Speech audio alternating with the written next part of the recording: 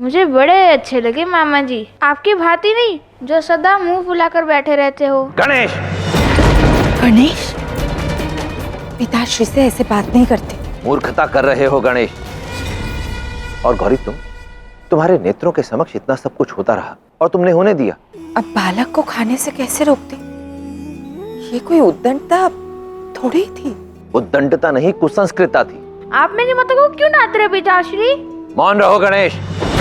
तुम्हारी माता होने से पूर्व गौरी मेरी धर्म पत्नी है, इसलिए तुम्हें अपने माता पिता के मध्य बोलने की कोई आवश्यकता नहीं है। वो मैं नहीं जानता, पर जो ही मेरे माता को कोई भी कुछ भी कहेगा तो मैं बीच में खड़ा हो ही जाऊंगा। गणेश!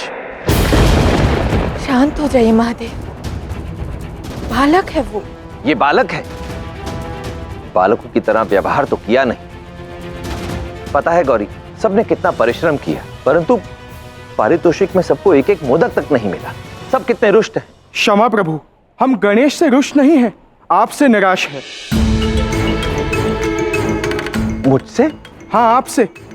गणेश तो केवल बालक है और उसे मोदक ग्रहण करता हुआ देख हमें बड़ा आनंद आ रहा था, और जिससे हमें आनंद आ रहा था आप उसी को डांट लगा रहे थे। हमें आज्ञा दीजिए, हमें आगे की तैयारी करनी है। महादेव, ये आपने उचित नहीं किया।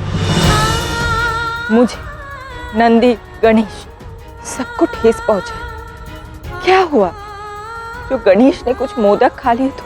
कुछ मोदक?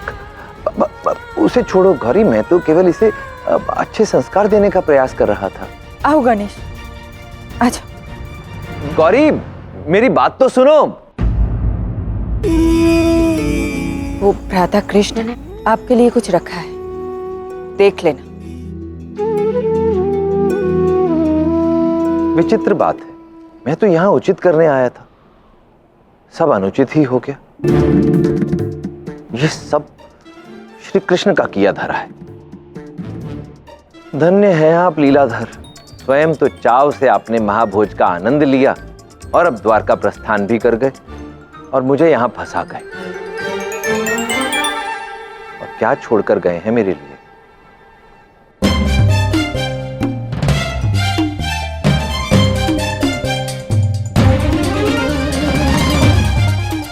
खीर। क्या समझते हैं आराध्य कि खीर खिलाकर मुझे मना लेंगे? अत्यंत स्वादिष्ट। देवी राधा, कितनी स्वादिष्ट खीर बनाई आपने। वाह लीलाधर वाह, एक ओर तो सबकी डांट के कड़वे घूंट पिलाते हो, दूसरी ओर मीठी खीर खिलाते हो। क्या लीला रचते हो आप भी।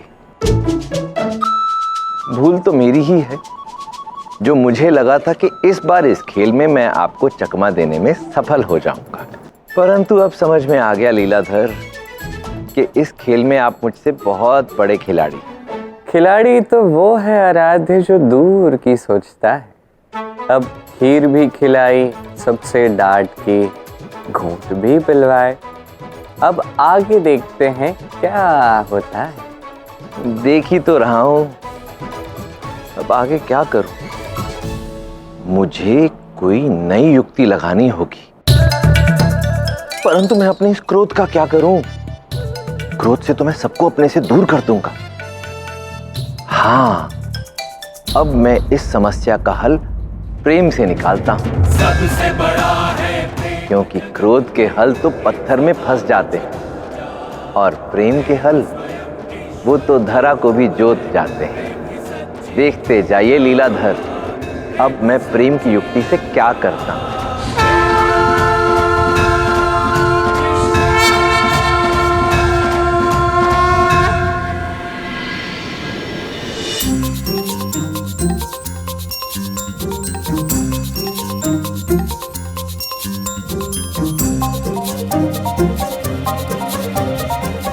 कृष्ण, तुम कब आए? कान्हा!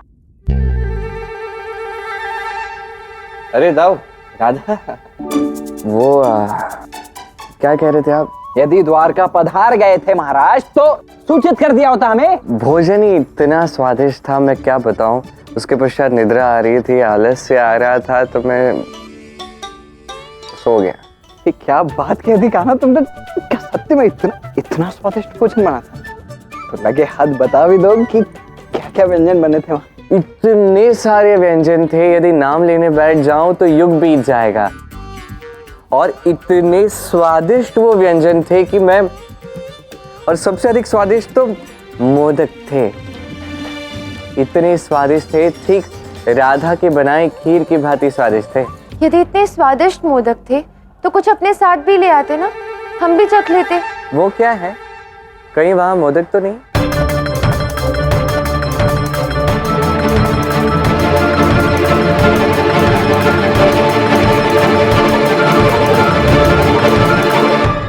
कान्हा, ये मोदक तुम लाए हो? ये तो ऐसा प्रतीत हो रहा है जैसे किसी ने पहले से इसे खाया हुआ है। जूठा लग रहा है ना? जिस नन्हे बालक ने इसे जूठा किया है, कहा जाता है कि उसका जूठा खाने से व्यक्ति प्रसन्न हो जाता है। मैं तो कहता हूं कि आप दोनों भी इसे चख लो और महल के हर एक सदस्य को इसे प्रसाद के रूप में बांटो। मैं चाहता हूं कि प्रसन्नता और आनंद के देवता का ये प्रसाद सभी को मिले। कृष्ण, तुम किसी देवता के भोज में गए थे? हाँ बताओ ना, कौन से देवता के भोज में गए थे तुम? बाल गणेश। बाल गणेश? कृष्ण, तुम उनसे अकेले ही मिलने चले गए? हमें भी तो लेके जा सकते थे ना? हाँ, हमें क्यों नहीं ले गए तुम? ताऊ, वो बाल गणेश को संभालना इतना सरल नहीं है। कान्हा, समस्त द्वारका संभालता हूँ मैं। उस मूर्ख शाम तक को संभाल लिया, उसके पिताश्री तक को संभाल लिया, तो बाल गणेश को नहीं संभाल पाऊंगा क्या राधा? बताओ। हाँ, बिल्कुल सही कह रहे हो। ठीक है, आप संभाल सकते हो ना। मैंने आपको वचन दिया था कि आपको उसके साथ समय व्यतीत करने का अवसर अवश्य मिलेगा और शीघ्र ही मिलेगा, तो तब आप संभाल लेना। अभी मुझे ये बताइए, मोदक आप खाना भी चाहते हैं या नहीं? अब तक चखा नहीं है आपने? तनिक चखिए और सब में बांट दीजिए। कृष्ण, इतना सा तो मोदक है और तुम कह रहे हो कि सब में बांट भी दो। ये कैसे संभव है? ये श्री गणेश का प्रसाद, उनका प्रेम, उनकी कृपा, ये कभी समाप्त नहीं हो सकती।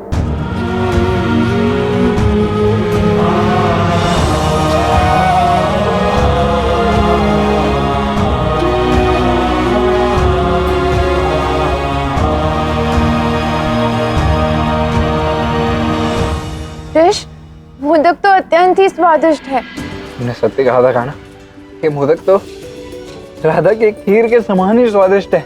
क्या कहूँ मैं दाऊ, बाल गणेश की प्रत्येक बात अद्भुत है।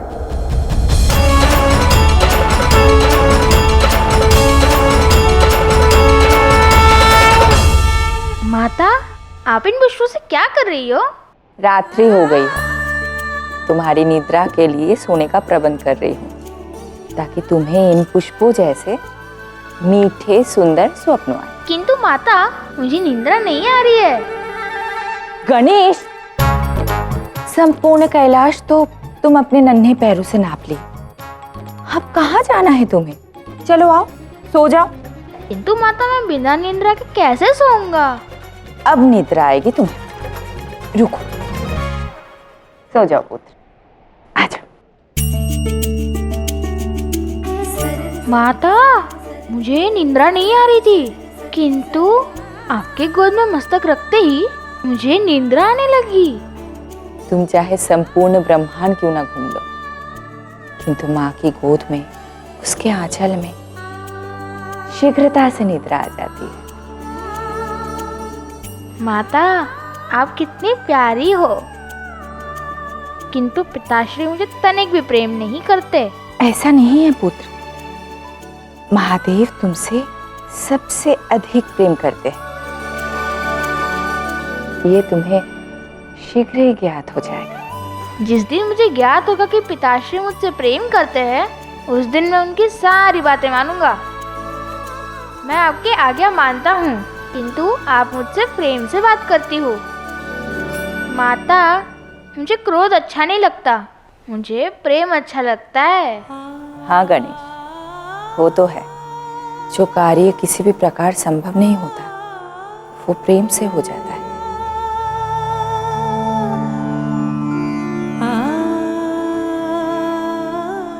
माता, मुझे एक और बात कहनी थी आपसे। पुत्र गणेश, अब और कितनी बातें करनी है तुम्हें? बहुत नटखट हो तुम। अब तो एक ही उपाय शेष है जिससे तुम्हें गहन निद्रा आ जाएगी।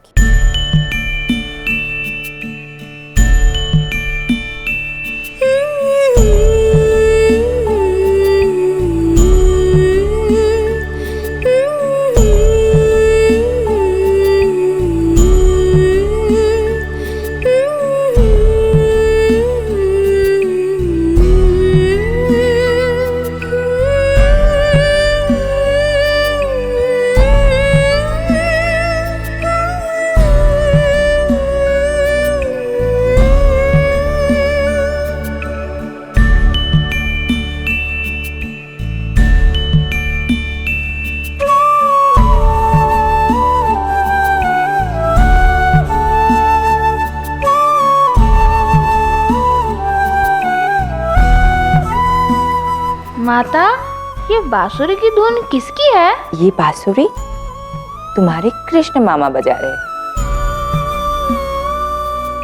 उनसे अच्छी बांसुरी कोई नहीं बजा सकता। सच में? तब तो मैं उनसे बांसुरी बजाना अवश्य सीखूंगा। हाँ गणेश, क्यों नहीं? तुम्हारे मामा श्री पर तुम्हारा अधिकार है, वो तुम्हें कभी मना नहीं करेंगे। अब तो सो जाओ गणेश।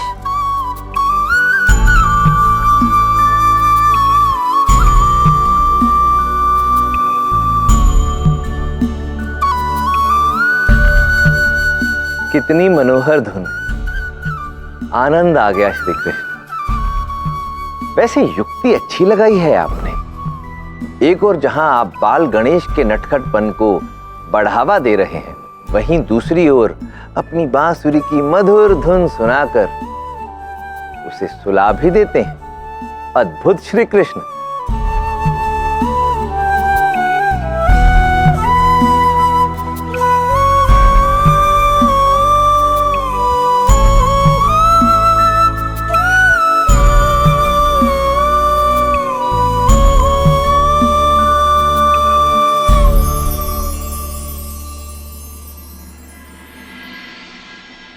विघ्नहर्ता श्री गणेश सोए तो आज कैलाश में है, परंतु कल की रात्रि वो द्वारिका में होंगे। उन्हें द्वारिका कैसे भेजना है, इसका प्रबंध भी मैंने कर लिया है। ये खेल मैं आप ही से तो खेलना सीख रहा हूं। मैंने सोचा कि जिस प्रकार आप पार्वती के स्वप्न में गणेश को ले आए, वैसे ही मैं भी तो किसी और के स्वप्न में गणेश को ला सकता हूं।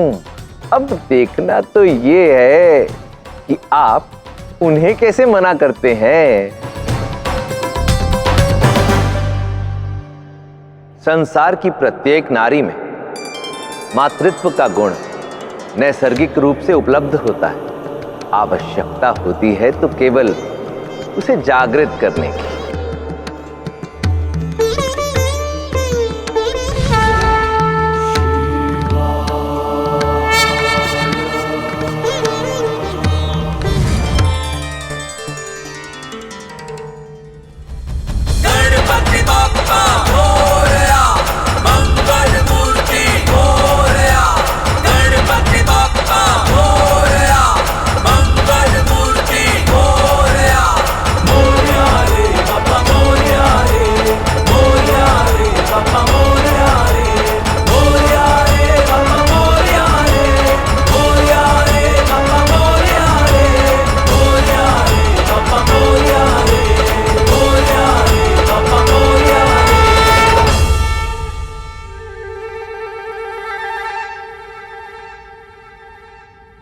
बाल गणेश कितने प्यारे हैं।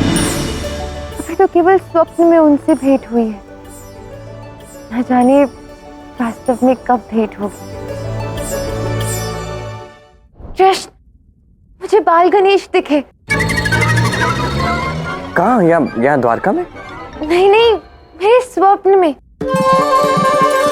कितने प्यारे हैं, छोटी सी सूंड है, चंचल नेत्र, यहाँ वहाँ दौड़ते ही रहते हैं। हाँ हाँ, वो तो अत्यंत नटखट है, किंतु तुमने उन्हें सच में स्वप्न में ही देखा ना? हाँ हाँ कृष्ण, और अब मेरी इच्छा है कि मैं उन्हें वास्तविकता में देखूं। क्यों? अब आराध्य, आप मेरे साथ क्रीड़ा कर रहे हैं। क्या हुआ कृष्ण, कुछ बोला? नहीं, मैं ये कह रहा हूँ राधा कि देखो, वो जो है अत्यंत दिव्य बालक है। अब वो वहाँ कैलाश में अपने माता पिता के साथ एकदम ठीक है, वहीं ठीक रहने दो। नहीं कृष्ण, तुम मुझे द्वारका में बुलाओगे, मुझे उनके साथ खेलना है और उनके साथ समय व्यतीत करना है। ऐसे कैसे ये सब संभव होगा राधा? मेरा तात्पर्य ये है कि देखो, वो एक नन्हा सा बालक है, वो इतनी दूर यहाँ द्वारका में भला कैसे आ सकता है? अब एक माता की भांति सोचो, क्या कोई माता अपनी संतान को स्वयं से इतना दूर कहीं द्वारका में जाने देगी? ये तो उचित है, तो है भी इतने प्यारे। वो कैलाश में ही है, उसे वहीं ठीक रहने दो। हाँ,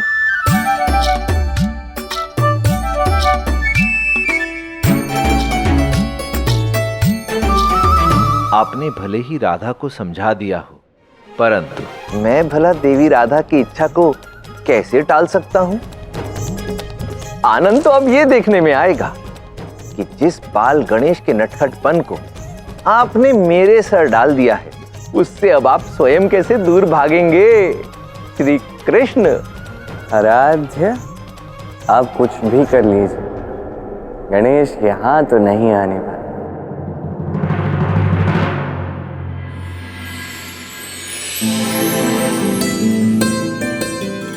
गणेश, जाते ही अपने पिताश्री को प्रणाम करना।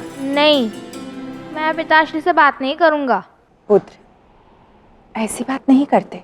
प्रातः काल अपने माता पिता को प्रणाम करो तो दिन भर उनके आशीष का कवच साथ में रहता है। और तुम्हारे पिताश्री को तो संपूर्ण सृष्टि नमन करती है। तुम तो उनके पुत्र हो। तो सृष्टि में जो कोई भी कुछ भी मांगे दे देते हैं। मुझे त्रिशूल तक नहीं दिया, सबके भूल क्षमा कर देते हैं और मुझे डांटते रहते हैं। तनिक भी प्रेम नहीं करते मुझसे। पुत्र, ऐसी बात नहीं है। पिता की डांट में ना संतान के लिए सीख होती है। और गणेश, मैं तुम्हारी माता हूं ना, और गणेश अपनी माता की बात कभी नहीं टालता ना। तो चलो और अपने पिताश्री को नमन करो।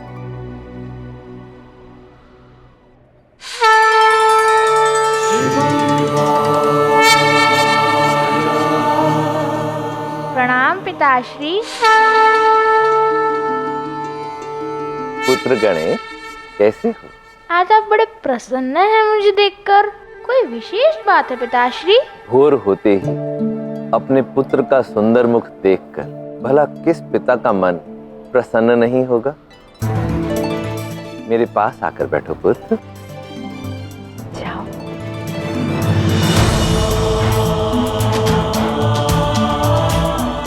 मुझे तुम पर अत्यधिक स्नेह आ रहा है। सच में? हाँ पुत्र, मैं तुम्हें सर्वाधिक प्रेम करता हूँ। यदि आप मुझे सर्वाधिक प्रेम करते हैं तो अपना वो त्रिशूल मुझे दीजिए ना। पुत्र गणेश, मैं तुम्हें अपना त्रिशूल अवश्य दूंगा। सच में?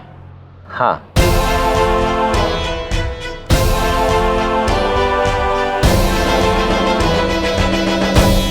ये लो पुत्र।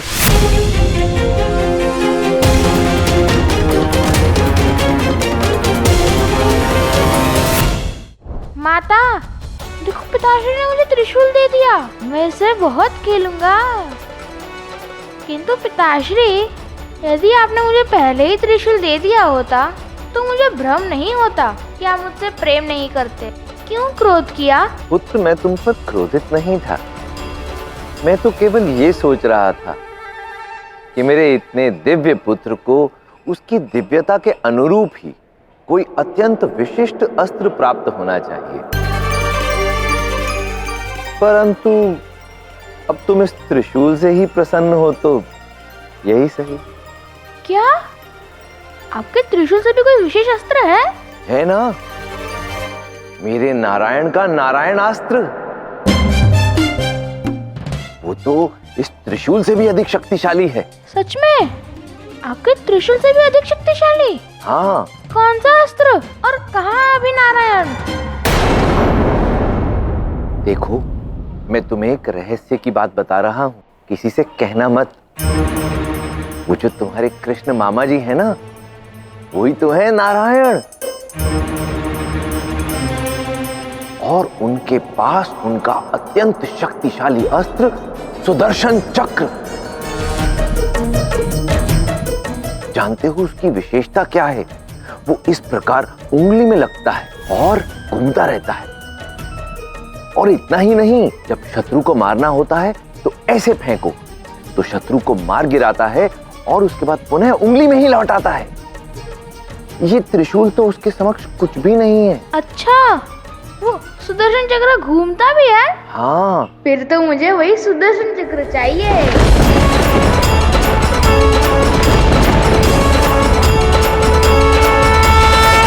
अब कहाँ बचकर जाएंगे श्री कृष्ण। अब शीघ्र ही गणेश द्वारका आ रहा है अपने प्रिय मामा श्री से मिलने।